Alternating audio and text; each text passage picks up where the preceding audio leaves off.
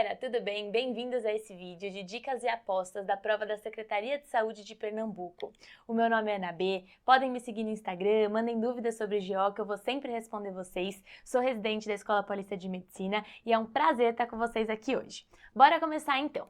Vamos entender um pouquinho o que a prova traz pra gente. Então a gente espera que seja uma prova de 20 questões objetivas com alternativas de A até E e tem uma quantidade equilibrada. Estão 10 questões de gineco e 10 questões de obstetrícia. São questões de casos clínicos que cobram temas clássicos, mas a gente tem um raciocínio complexo por trás das questões. Então, apesar da gente ter temas que são comuns dentro da ginecologia e obstetrícia, a prova pega um pouquinho no nosso pé, puxando um pouquinho para um raciocínio um pouco mais diferentão.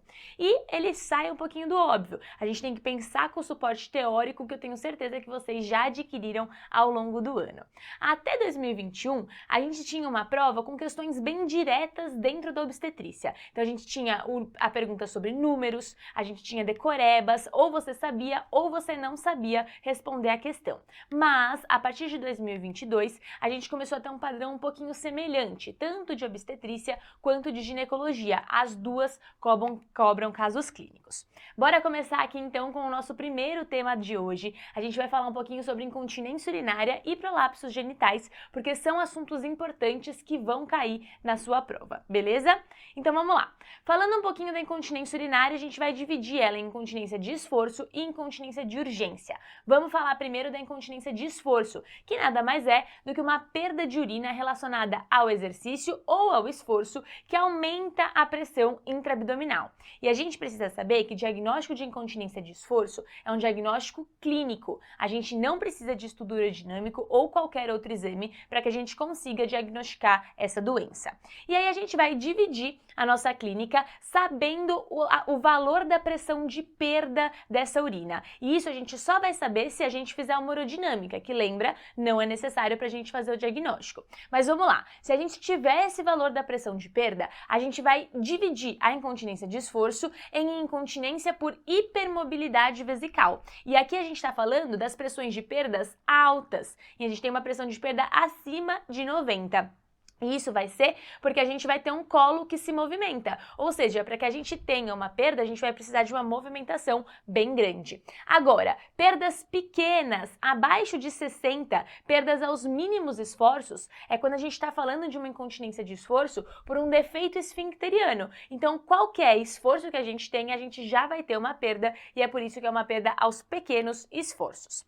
Como que a gente trata a incontinência urinária de esforço? A primeira linha é o tratamento conservador. Então a gente vai pedir para nossa paciente fazer fisioterapia do assoalho pélvico, a gente pode utilizar pessários e principalmente fazer modificações no estilo de vida da nossa paciente. Pedir para ela não consumir certos alimentos, pedir para ela fazer um diário miccional, ingerir um pouco menos de água e com isso a gente vai conseguir fazer um ritmo um pouco melhor dessa micção. Agora, mudando o estilo de vida, fazendo tratamento conservador, se mesmo assim eu não conseguir um tratamento adequado, a gente vai pensar em um tratamento cirúrgico. E aqui, para falar do tratamento cirúrgico, a gente pensa que o primeiro é o sling. O padrão ouro de tratamento cirúrgico a gente fala no sling. Tem dois tipos de slings. O primeiro é o retropúbico. E o sling retropúbico é esse que a gente está vendo nessa imagem aqui, em que a gente passa a nossa faixa do sling por trás da sínfise púbica. Nesse sling, a gente precisa obrigatoriamente fazer cistoscopia, porque a chance da gente ter uma lesão de bexiga é mais alta. A gente pode ter perfurado a bexiga enquanto a gente estava passando a nossa faixinha do sling.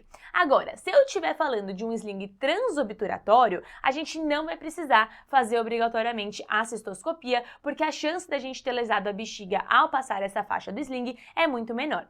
Beleza, tratamento padrão ouro cirúrgico atualmente é o sling, mas existe uma outra cirurgia que é chamada de cirurgia de Burch, que era o padrão ouro para tratamento de insuficiência urinária de esforço um tempo atrás. Ela basicamente vai suspender o colo vesical, ligando esse colo nos ligamentos de Cooper, e com isso a gente consegue ter um controle um pouquinho mais adequado da nossa incontinência de esforço.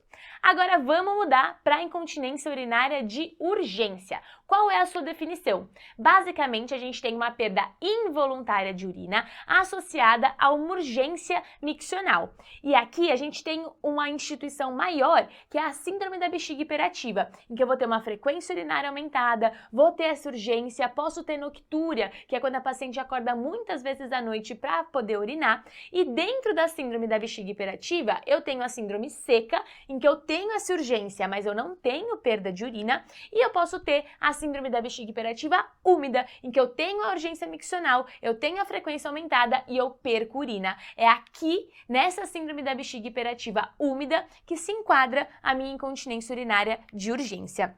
E aqui eu também vou ter um diagnóstico clínico. Não preciso fazer nenhum exame para a gente ter esse diagnóstico de incontinência urinária de urgência, beleza?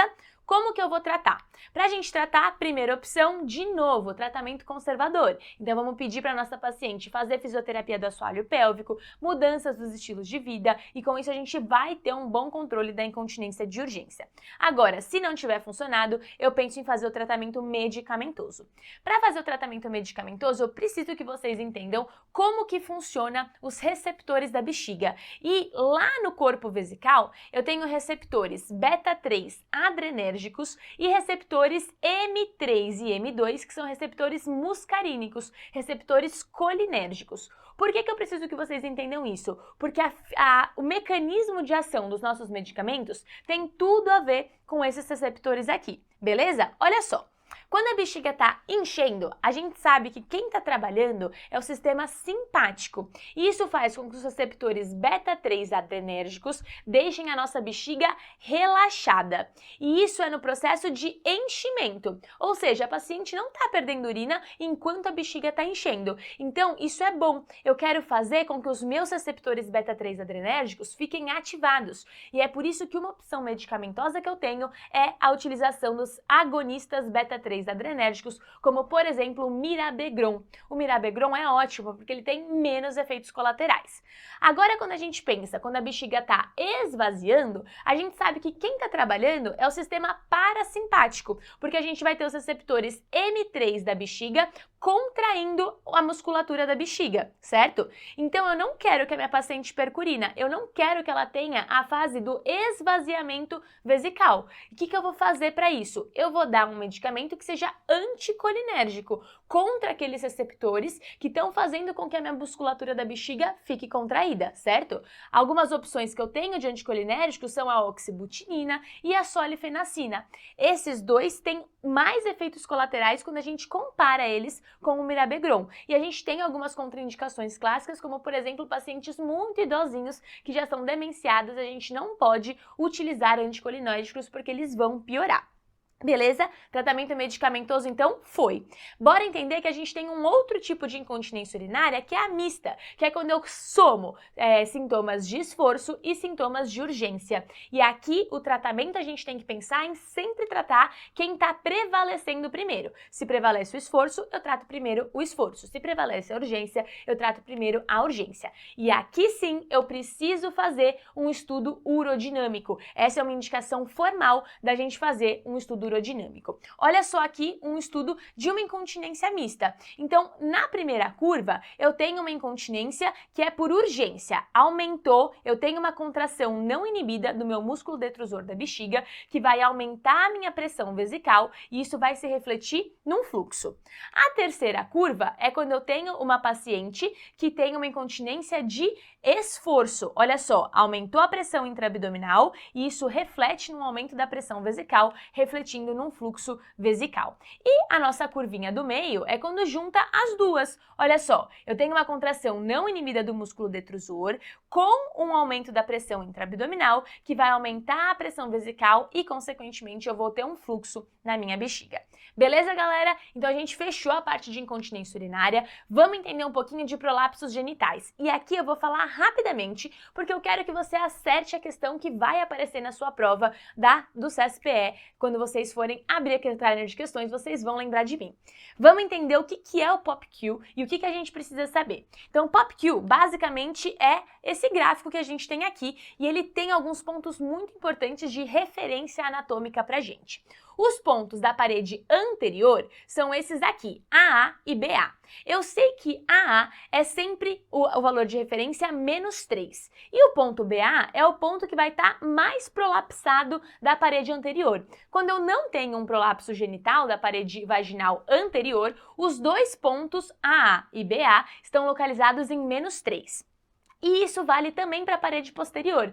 Tanto o ponto AP quanto o ponto BP estão localizados em menos 3 quando eu não tenho um prolapso da parede vaginal posterior, tudo bem? AP, ele é em menos 3 e BP é como se fosse o ponto mais prolapsado da parede posterior. Essa linha aqui do meio, eu sempre vou ter valores que não vão ter sinais, porque eu estou falando do meu hiato genital, depois eu estou falando do meu corpo perineal e depois do comprimento vaginal total, que são muito importantes para a gente conseguir definir o estadiamento do meu prolapso.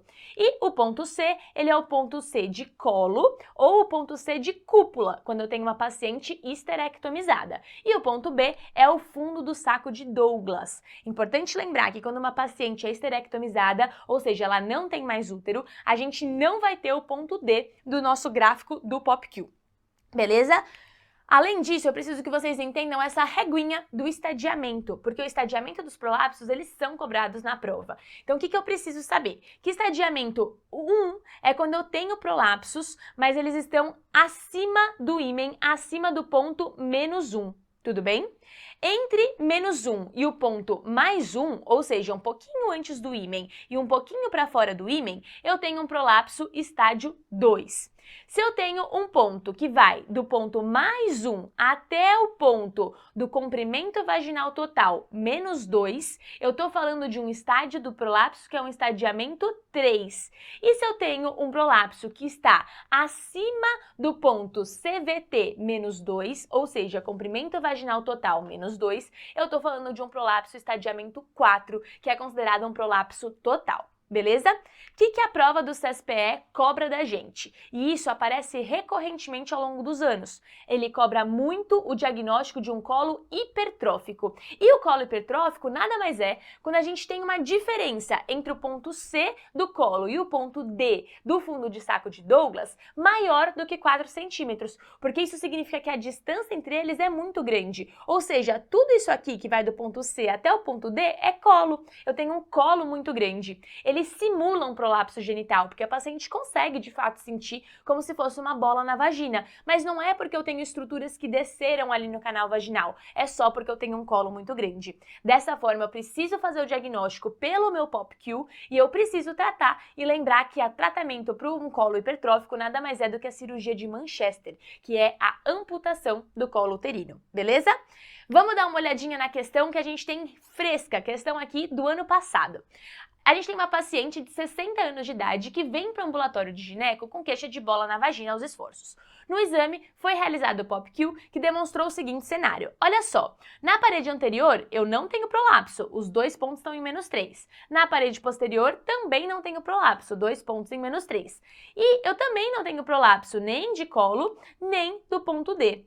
Ué, então o que está acontecendo? Vamos fazer a continha entre menos 2 dos pontos C e menos 8 do ponto D, eu com certeza tenho mais do que 4 centímetros. Então, o diagnóstico mais provável não é um prolapso de parede anterior, não é uma incontinência de esforço, não é um prolapso de parede posterior, nem um prolapso apical. O meu diagnóstico é hipertrofia de colo uterino. E assim que você abrir a prova esse ano, você vai lembrar dessa questãozinha aqui e vai entender o que você está fazendo.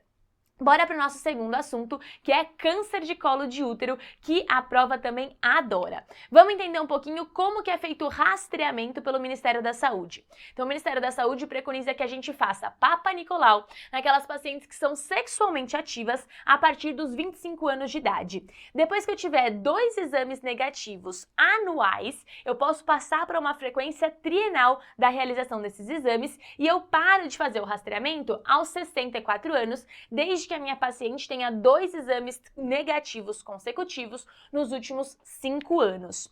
E aí, o que eu preciso entender da citologia oncótica? Eu preciso entender que as alterações que eu encontro no meu Papa Nicolau devem ser encaminhadas para colposcopia. Quais são elas? Basicamente todas. Um ASC-H, uma célula glandular atípica, uma célula de origem indefinida, uma lesão de alto grau, que é um HSIL, um alto grau que não tem a possibilidade de excluir microinvasão, um carcinoma escamoso invasor ou um adenocarcinoma in situ ou invasor. Todas essas alterações devem ser encaminhadas para colposcopia. Ué, mas então o que não precisa ser encaminhado? Duas possibilidades. Quando eu tenho um ascus, eu posso repetir o meu Papa Nicolau, a depender da idade da paciente. Então, se ela tiver menos do que 25 anos, eu repito em 3 anos. Se ela tem entre 25 e 29 anos, eu repito em 1 ano. E se ela tiver mais do que 30, eu repito a citologia em 6 meses. Agora, se eu tiver uma paciente com lesão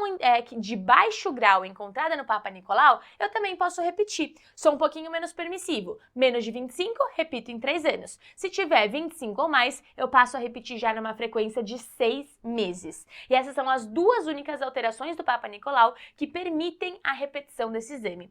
Todas as outras devem ser encaminhadas para colposcopia. E o que eu vou ter de alterado quando eu vejo a colposcopia? Gente, o que me preocupa são achados colposcópicos anormais. Então, achados colposcópicos menores geralmente indicam que a paciente tem uma lesão de baixo grau. E é, por exemplo, um epitélio acetobranco tênue, um mosaico fino, um pontilhado fino. Agora, o que me preocupa de verdade é quando na colposcopia eu tenho achados maiores. Eu vou ter, por exemplo, um epitélio acetobranco denso, posso ter um mosaico grosseiro, um pontilhado grosseiro, e aí eu sei que orifícios glandulares espessados também indicariam isso. Se eu tenho achados colposcópicos maiores, eu tenho que biopsiar a minha paciente, porque eu tenho que ter certeza do que eu estou encarando ali. E é só a certeza que eu tenho depois do resultado anatomopatológico. O que me preocupa também quando eu tenho achados suspeitos de invasão, como, por exemplo, a presença de vasos atípicos. Esse é o que tem que ficar mais gritante na nossa mente quando a gente encontra na prova.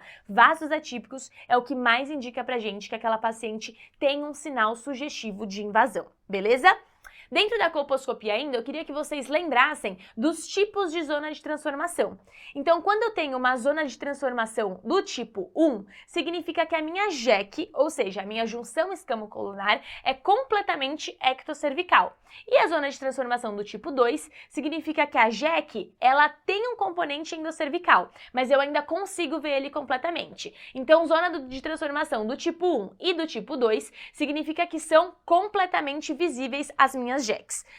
Já na zona de transformação do tipo 3, eu tenho uma JEC que não é mais completamente visível. Ela tem um componente endocervical que adentra o canal e eu não consigo ver ele mais completamente. Preciso ficar atenta com isso, principalmente para o que eu vou falar agora, o ver e tratar.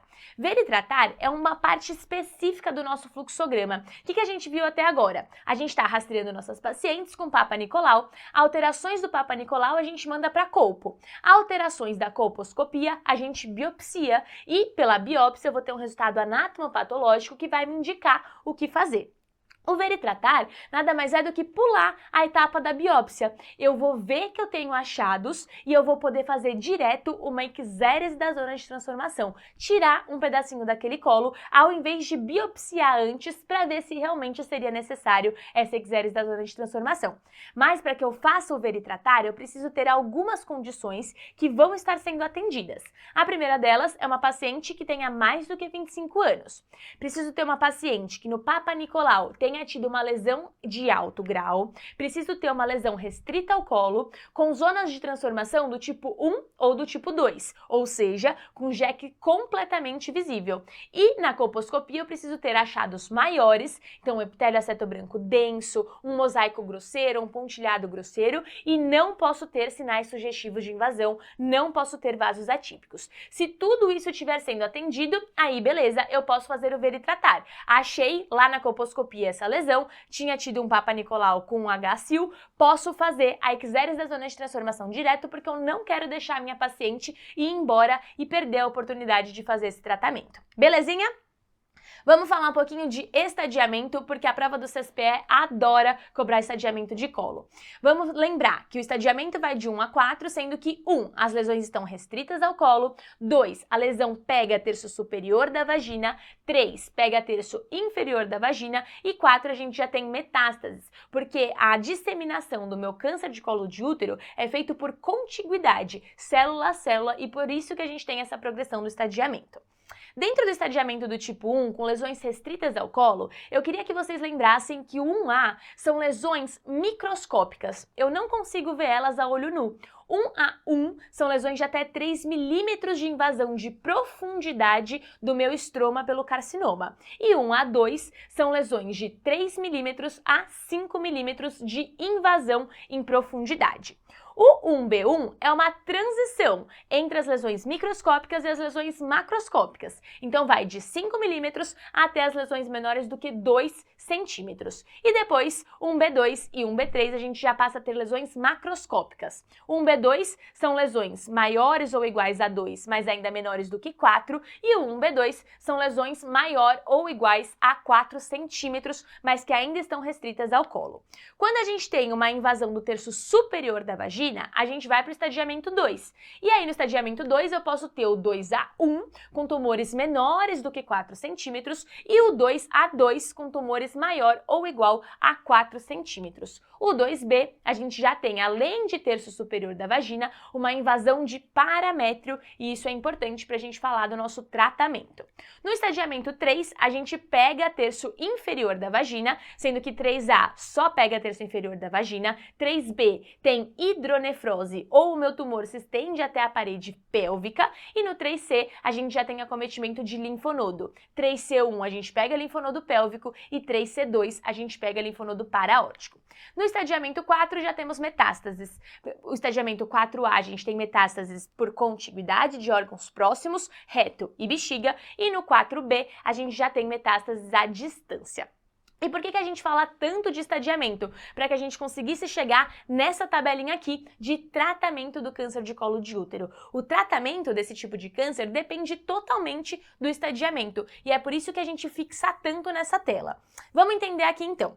Se a gente fizer e a paciente tiver um carcinoma in situ, ou seja, eu fiz um cone para estadiar a minha paciente e ver quanto de tumor que estava invadindo ali em profundidade o meu estroma. E nesse cone veio uma peça com carcinoma in situ, ou seja, o cone diagnosticou e já tratou a minha paciente. Não preciso complementar com mais nada do tratamento.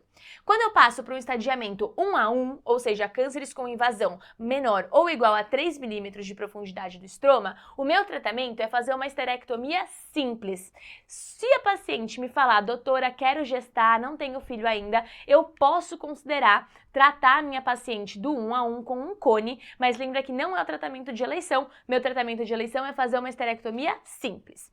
Passando para o estadio 1A2, entre 3 e 5 milímetros de invasão, a gente faz uma esterectomia do tipo 2, associada com uma linfadenectomia pélvica. De novo, se a paciente falar que tem desejo gestacional, a gente pode considerar fazer uma traquelectomia cervical, que é tirar o colo uterino, associada a uma linfadenectomia pélvica. Lembrando que essa não é uma cirurgia tão simples quanto parece e pode ter repercussões obstétricas, como por exemplo uma incompetência istmo-cervical, porque a gente não vai ter mais o colo que segura ali a minha gestação.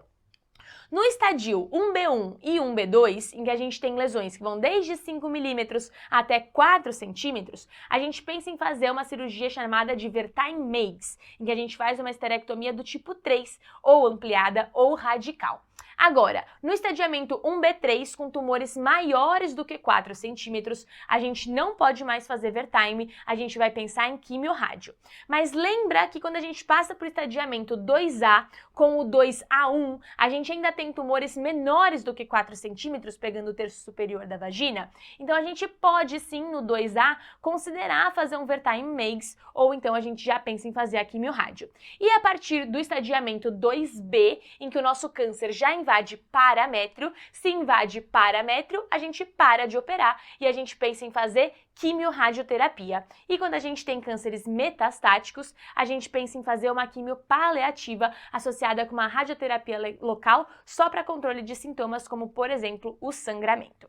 Beleza, galera? tratamento e estadiamento do câncer de colo para a gente entender, por exemplo, uma questãozinha dessa que a prova trouxe pra gente. Então, uma mulher de 30 anos, quartigesta quartípara, com todos os partos vaginais. Vem para o ambulatório da gineco com queixa de sangramento durante o ato sexual e secreção vaginal com odor desagradável. O quadro teve início há 4 meses e durante o exame foi encontrado um tumor restrito ao colo do útero, então a gente está falando de um estadiamento do tipo 1, tumores restritos ao colo, com 3 centímetros no maior diâmetro, sem comprometimento parametrial, ou seja, não pega parâmetro, não é um estadiamento 2, e tem 3 centímetros de diâmetro o nosso tumor do colo do útero. A gente está falando de um estadiamento 1B2. Tudo bem? Os exames laboratoriais são todos normais e a propedêutica de imagem revelou uma tumoração de fato restrita à região cervical, sem outras alterações. De acordo com o quadro acima, assinale a alternativa correspondente ao estadiamento e a conduta mais adequada. O que a gente está falando? De um estadiamento 1B2 e 1B2 com tumores menores do que 4 centímetros restritos ao colo, a gente trata com a cirurgia de Wertheim-Meigs, que é a esterectomia radical. Beleza? Então apareceu o estadiamento de colo, vocês vão lembrar e vão com certeza acertar sem dúvida nenhuma na prova. Bora para o nosso último tema, que também é bastante cobrado, aparece muito na prova de Pernambuco, que é sangramento da primeira metade da gestação. Bora lá! Começando com abortamentos, a gente tem que entender que abortamento nada mais é do que a interrupção da gestação antes da sua viabilidade, ou seja, antes de 20 semanas de gestação ou então em fetos que sejam menores do que 500 gramas. E a gente pode classificar os abortamentos de várias formas. A gente pode ter um abortamento precoce, antes de 12 semanas, ou um abortamento tardio, depois de 12 semanas. Podemos ter abortamentos espontâneos ou abortamentos provocados pelas pacientes e podemos ter abortamentos esporádicos ou habituais a partir de 3 abortamentos, em seguida abortamentos recorrentes. Beleza? Como que a gente classifica clinicamente os nossos abortamentos? Para isso, para a gente ter essa classificação clínica, eu preciso que vocês pensem de 2 formas. A primeira é quando o meu colo do útero está fechado. E quando o colo do útero está fechado, eu tenho 3 possibilidades de tipo clínico de abortamento. O primeiro deles é a ameaça de abortamento. Então, eu tenho uma paciente que está com cólica, tem um sangramento quase que não existe mais e um útero compatível com a idade gestacional, com BCF presente e colo fechado, ou seja, é uma ameaça de abortamento. E aqui o que eu tenho que fazer é orientar a minha gestante, manter um repouso relativo, posso prescrever analgésicos, antiespasmódicos e vou dar orientações para minha gestante. Mas aqui não existe nenhuma medicação que tenha evidência científica que eu possa fazer para impedir que essa paciente evolua para um abortamento. Muito se fala do uso de progesterona, mas a gente tem que saber que não tem evidência científica e eu não devo prescrever algo que não melhore a vida da paciente quando eu sei que sabidamente não tem evidência, beleza? O segundo tipo é o abortamento completo. Então você vai atender uma paciente que teve um sangramento, tem essa história para você no pronto-socorro, tem um útero menor do que a idade gestacional e vazio. Não vejo saco gestacional, não vejo embrião e é importante a gente saber que o endométrio nesse caso é um endométrio regular, com um eco endometrial menor do que 15 milímetros, indicando que eu não tenho retenção de restos ovulares dentro da minha cavidade endometrial. Aqui o que eu vou fazer? Orientar a minha paciente, acolher ela, porque muitas vezes são momentos de sofrimento para nossa paciente. E por fim, dentro dos abortamentos de colo fechado, eu posso ter um abortamento retido. Esse abortamento retido, ele tem algumas formas de ser diagnosticado, mas basicamente o meu quadro clínico vai indicar uma paciente que tem um útero menor que o compatível com a idade gestacional, o embrião está presente, mas eu não tenho BCF e eu tenho um comprimento cabeça-nádegas maior do que 7 milímetros. Isso diagnostica um abortamento para mim. E aí eu posso fazer 2 coisas. Eu posso fazer um tratamento expectante, esperando que essa paciente apresente um abortamento espontâneo, ou eu posso fazer um esvaziamento uterino. E aqui eu tenho que lembrar que em abortamentos retidos com mais de 12 semanas, eu preciso utilizar o misoprostol, porque eu já estou pensando que esse feto tenha partes ósseas, e por isso que eu vou ter que preparar o colo com o misoprostol, beleza? Olha só, Aqui, quando a gente fala de abortamento retido, a gente precisa entender quais são os critérios diagnósticos de uma gestação inicial que não vai mais evoluir quando eu faço um ultrassom. O primeiro deles é quando a gente tem justamente um comprimento cabeça-nádegas maior ou igual a 7 milímetros, mas eu não tenho mais BCF. Eu preciso ver batimento cardíaco fetal quando eu tenho esse tamanho de feto a partir de 7 milímetros, certo? Se eu tiver também um diâmetro médio do saco gestacional maior ou igual a 25 milímetros e eu não vejo embrião, eu também posso confirmar que essa gestação é não evolutiva e eu estou frente a uma gestação anembrionada. Eu tenho um saco gestacional, mas não chegou um embriãozinho lá dentro. Além disso, se eu tiver um exame em que eu vi saco gestacional sem vesícula vitelínica e depois de 14 dias eu repetir esse exame e eu continuo sem embrião com BCF, também posso ter certeza que eu estou frente a uma gestação que não vai evoluir. Ou, quando eu faço um ultrassom que tem saco gestacional com vesícula vitelínica, repito o ultrassom depois de 11 dias e eu não vejo embrião com BCF, eu também sei que eu estou frente a uma gestação não evolutiva. E por fim, quando eu tenho um ultrassom que não mostra embrião com BCF depois de 7 dias de um outro ultrassom que tenha demonstrado embrião ou que tenha demonstrado saco gestacional com diâmetro médio maior ou igual a 12 milímetros. Esses critérios diagnósticos são importantes para a gente conseguir ter certeza que a gente está frente a um quadro de abortamento retido, beleza? Agora vamos partir para o entendimento daqueles abortamentos com o colo aberto. E aí a gente pensa naqueles que não têm um bom prognóstico, porque o colo já está aberto. O primeiro deles é um abortamento inevitável, um abortamento que está em curso. A gente tem uma paciente no pronto-socorro com um útero que tem uma idade gestacional não compatível com a minha altura. A altura uterina está menor do que eu esperaria. E o embrião está presente com um sangramento profuso. E aí, mesma conduta, vou ter que proceder com esvaziamento uterino, lembrando que se tiver uma idade gestacional acima de 12 semanas, eu uso o misoprostol por conta das partes ósseas. O abortamento incompleto tem uma paciente com sangramento vaginal intenso, moderado, intermitente, um útero também menor do que a idade gestacional e aqui no ultrassom, diferentemente de um abortamento completo, eu tenho um endométrio irregular, com um eco endometrial espessado, acima de 15 milímetros, demonstrando que eu tenho sim restos ovulares dentro da minha cavidade endometrial, então eu tenho que proceder com o esvaziamento uterino, mesma coisa do misoprostol. E por fim, para a gente pensar num abortamento infectado, a gente vai estar frente a uma paciente que está febril, taquicárdica, tem um odor fétido, uma leucocitose importante, e se eu fizer um ultrassom eu vou ver que o meu endométrio está espessado e ele é um endométrio bastante irregular. Preciso introduzir antibiótico terapia e tenho que proceder com o esvaziamento uterino. Beleza? Bora partir então para a segunda grande causa de sangramento da primeira metade da gestação, que é a gestação ectópica. O meu quadro clínico é um quadro clínico clássico, em que eu vou ter um atraso menstrual associado a dor abdominal e a sangramento vaginal. E existem alguns fatores de risco importantes para a gente pensar em gestação ectópica.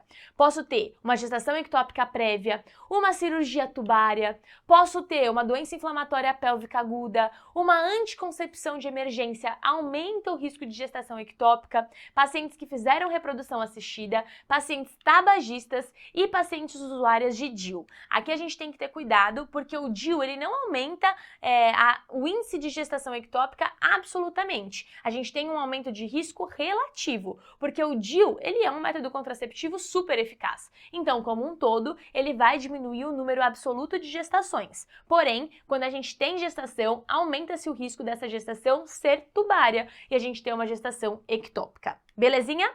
Como que a gente faz o tratamento da gestação ectópica? A gente tem 3 principais formas de conduzir esse caso de gestação ectópica. O primeiro deles é a gente fazer um tratamento expectante. Mas para que eu faça um tratamento expectante, eu tenho que ter muita segurança. E o que eu preciso de critério para entrar nesse tratamento conservador?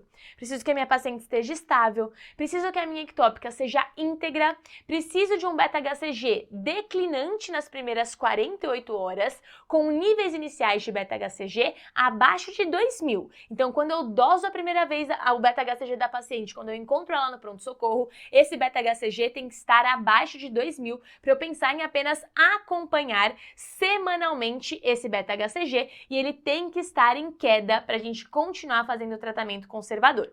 Agora, beleza, não consegui fazer o tratamento conservador, eu posso pensar em fazer um tratamento medicamentoso e eu vou usar justamente o metotrexato intramuscular. E o que eu preciso ter de critério para eu poder fazer o tratamento medicamentoso? Preciso, de novo, estar frente a uma ectópica íntegra, minha paciente tem que estar estável, preciso que não tenha BCF, então eu preciso de um embrião sem batimento cardíaco fetal, que o meu saco gestacional seja menor do que 3,5 centímetros e que eu tenha um beta-HCG dosado inicialmente menor ou igual a 5.000. Dessa forma, eu posso fazer uso justamente do metotrexato intramuscular, desde que antes eu tenha uma segurança. Então eu vou dosar transaminases, vou dosar hemograma, vou fazer uma tipagem sanguínea e dosar a função renal antes de fazer o uso do metotrexato, que é um quimioterápico. E como que eu vou fazer o acompanhamento dessa paciente? Vou ficar dosando o beta-HCG nos dias 4 e no dia 7 pós-tratamento do metotrexato. E eu espero que nesse intervalo eu tenha tido uma queda do beta-HCG de pelo menos 15%.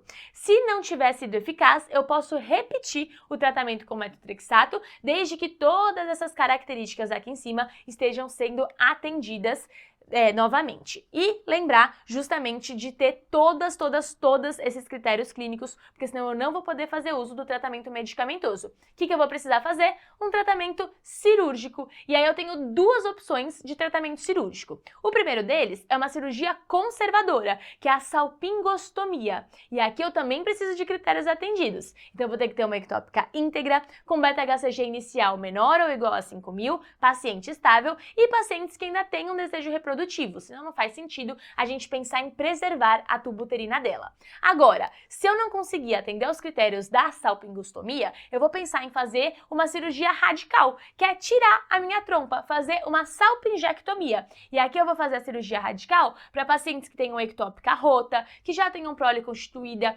níveis de beta-HCG iniciais muito elevados, quando eu tenho uma lesão tubária que não dá para ser reparada, quando eu já tenho uma paciente que está em recorrência dessa gestação ectópica e eu preciso pensar em qual vai ser a via de abordagem da cirurgia radical. Posso pensar numa via laparotômica, quando a paciente está instável, mas se a minha paciente mantiver uma estabilidade hemodinâmica, eu posso pensar na via laparoscópica, que é uma via menos invasiva para a nossa paciente. Belezinha? Vamos então para o último dos sangramentos da primeira metade da gestação, que é a doença trofoblástica gestacional. Nada mais é do que uma proliferação anormal do meu tecido trofoblástico e vai ter uma degeneração hidrópica e a gente pode associar ele tanto a uma doença maligna quanto a uma doença benigna. As doenças benignas a gente está falando da mole datiforme completa e da mole datiforme parcial. Agora, quando a gente fala da doença trofoblástica gestacional maligna, a gente está pensando na mola invasora, no coriocarcinoma, no tumor trofoblástico de sítio placentário e no tumor trofoblástico epitelioide. Essas são as formas que a gente tem de doenças trofoblásticas malignas. Vamos entender um pouquinho da doença trofoblástica benigna, que é a nossa mole datiforme. Quando a gente está frente a uma mola completa, a gente está pensando que a gente tem um espermatozoide normal que fecundou um óvulo vazio. Então, o meu material genético vai ser um material genético diploide, apenas com conteúdo paterno. Vai ser ou 46XX ou 46YY. Quando a gente tem uma mola completa, o meu tecido é completamente mola. Então, eu tenho um risco de malignação maior. Eu vou ter esse risco entre 15% a 20%. Agora, quando eu estou pensando na mola parcial, eu penso que dois espermatozoides diferentes fecundaram um óvulo normal. E aí, o meu material genético é triploide. Eu vou ter contribuição tanto de material materno quanto material materno, certo? E nesse caso, como a gente tem parte de tecido mola e parte de tecidos fetais, a gente tem um risco de malignização menor. É um risco de 5%, porque a gente tem tecidos que não são completamente mola. E o que eu preciso entender, gente, do diagnóstico da doença trofoblástica gestacional maligna, que são aqueles subtipos que a gente viu lá no comecinho?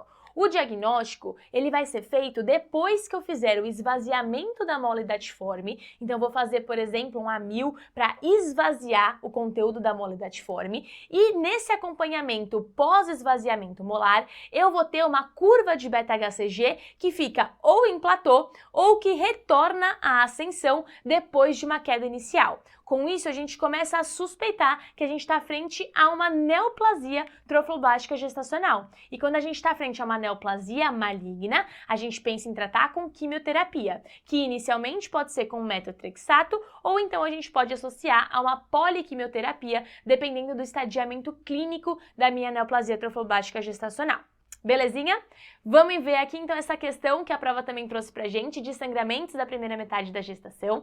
A gente tem uma paciente de 23 anos, tercigesta com 2 cesáreas anteriores, na 8ª semana de gestação. Refere dor do tipo cólica em baixo ventre e sangramento genital em pequena intensidade.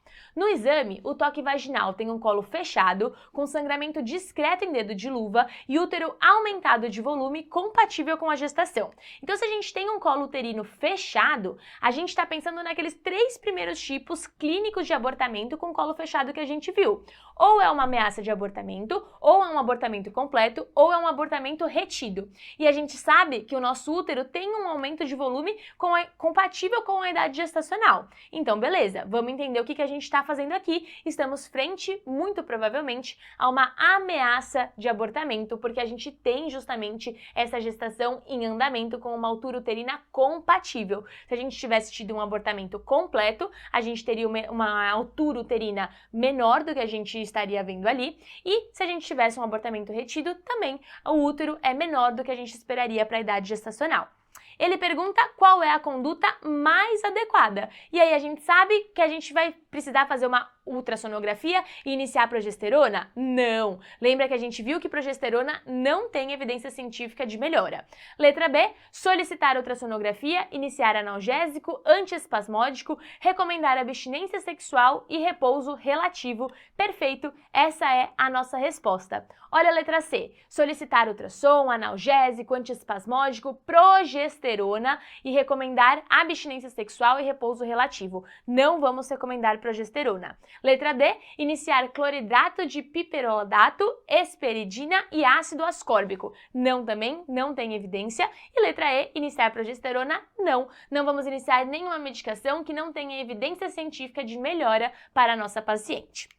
Belezinha, pessoal? Sucesso! Revisamos assuntos super importantes para a prova da Secretaria de Saúde de Pernambuco. Espero que vocês tenham gostado, que isso tenha dado uma tranquilidade para vocês, de que vocês já sabem esse tema. Foi só uma revisãozinha rápida para deixar as coisas frescas na cabeça e vocês arrasarem a hora que vocês abrirem aquela prova, sabendo responder tudinho que aparece para vocês. Um beijo e boa sorte! Tchau, tchau!